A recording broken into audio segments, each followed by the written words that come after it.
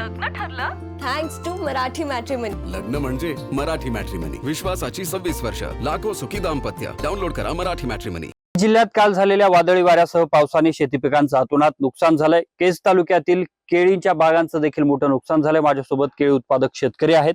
काय सांगाल, किती प्रमाणात तुमच्या या संपूर्ण पिकांचं नुकसान झालंय? कोणकोणत्या पिकांचं इथे नुकसान झालंय? आमच्या बागात 70 एकर केळी होती आमच्या गावाला सादोळ्याला। तर 99% नुकसान झालेलं आहे। सगळ्या बागा अर्ध्यातून मोडून पडलेल्या आहेत। अशा वाऱ्याचा वेग इतका होता की झाडं मळून पडलेले आहेत मोठमोठे। आणि आमचं सरासरी एकरी 3-4 लाख रुपये नुकसान झालेलं आहे। आता ही जी केळीची बाग पडली, सगळी जमीनदोस्त झाली, सगळं जमिनीला भुईसपाट झाल्याचं दिसतंय। आता हे सगळं नुकसान किती, पुन्हा नव्याने आता जर पुन्हा केळी लावायचे म्हणलं तर हे पुन्हा किती खर्च येतो? तेवढंच लाख रुपये सरासरी। हो, तर एकरी किती खर्च? 1 लाख रुपये। बर, हो। मग आता हे जे नुकसान झालंय तर पंचनाम्यासाठी कुणी आलं होतं का इथं? आलते की तहसीलचे लोक आलते, गावात येऊन गेले ते। गावात येऊन गेले ती। हो, पण आयुष्यात कधीही असलं वार कधीच बघितलं नाही मी तर। माझं 81 वर्ष वय आहे। बर, तर अक्षरशः पाणी येतं डोळ्याला, सांग रानात गेलं तर अशी परिस्थिती का? पण तुमचं किती नुकसान आहे आता? माझं सुद्धा तसंच आहे। 1.5 एकर केळी माझी। मग त्या हिशोबाने बघा कसं सगळीच खराब झाली. खलास झालं, खलास। काय सुद्धा होत ना भविष्य, काहीच उरलं नाही। आता हे शेतातून बाहेर काढायसाठी पण खर्च लागेल। हो, 20-25 हजार रुपये लागतात एकरी। काय मागणी आहे सरकारकडे? सरकारकडे काय लवकरात लवकर आम्हाला अनुदान द्यावा, पैसे मिळावेत, हीच अपेक्षा आहे, बाकी काय।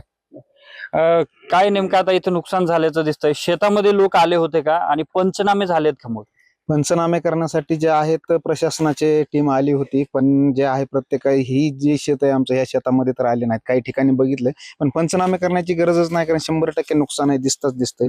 सर्व जेवढे काही केळी बागायतदार आहेत किंवा जे काही आंब्याचे झाडं असतील, कुठलं अतोनात नुकसान आहे गावामध्ये।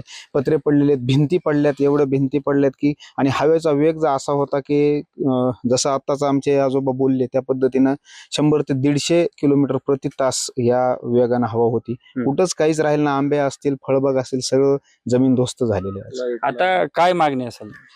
मागणी एकच आहे प्रशासनाला की बाबा तुमच्याच्यानं जे काही फक्त ही पाठपुरावा करणं, कारण आपण आतापर्यंत बघतोय की फक्त टीम येणार, तुमची पाठपुरावा करणार आहेत, हे नाही। आम्हाला जे मोडायपुरतं बी जरी पैसे दिले, मोडण्यापुरते बी केळी तात्काळ मदत जरी दिली तेवढी तरी आम्हाला समाधान आहे। आम्हाला बाकीची भीक नको, फक्त आम्हाला एकच आहे, जे काय मोडण्यासाठी खर्च, कारण आता आज एवढा खर्च केलाय आम्ही की मोडायला देखील आम्हाला पैसे आमच्याकडे नाहीत। केळी मोडण्यासाठी लागणार हे देखील पैसा आज आमच्या शेतकऱ्याकडे नाही किंवा आमच्याकडे नाही। धन्यवाद। आपल्यासोबत हे सगळे केळी उत्पादक शेतकरी होते। मोठ्या प्रमाणात या संपूर्ण परिसरामध्ये केळीचं उत्पादन केलं जातं, मात्र संपूर्ण केळी जी आहे ती अशा पद्धतीने जमीनदोस्त झालेली असल्यामुळे आता शेतकऱ्यांना ती केळी शेताच्या बाहेर काढण्यासाठी सुद्धा हजारो रुपयांचा खर्च येणार आहे। मात्र सरकारने, प्रशासनाने या संदर्भात पाठपुरावा करून पंचनामे सरसकट करून नुकसान भरपाई द्यावी, जेणेकरून शेतामध्ये अशा पद्धतीने पडलेली ही केळी बाहेर काढता येईल, अशी मागणी शेतकऱ्यांकडून करण्यात येते। कॅमेरा पर्सन प्रमोद सह मी अशोक काळकुटे, TV9 मराठी, बीड। लग्न ठरलं थँक्स टू मराठी मॅट्रिमनी। लग्न म्हणजे मराठी मॅट्रिमनी, विश्वासाची 26 वर्ष, लाखो सुखी दाम्पत्य। डाउनलोड करा मराठी मॅट्रिमनी।